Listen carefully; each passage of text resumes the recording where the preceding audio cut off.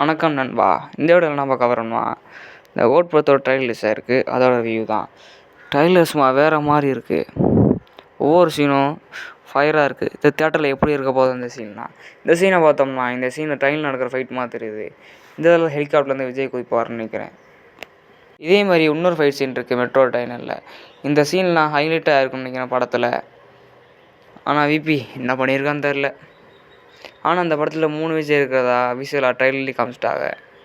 இந்த 3 வர ஸ்டேடியத்துலேயே சில போர்ஷன் நடக்குது. அதில் ஒரே ஒரு சீன் கூட கட் பண்ணி வச்சுருக்காங்க.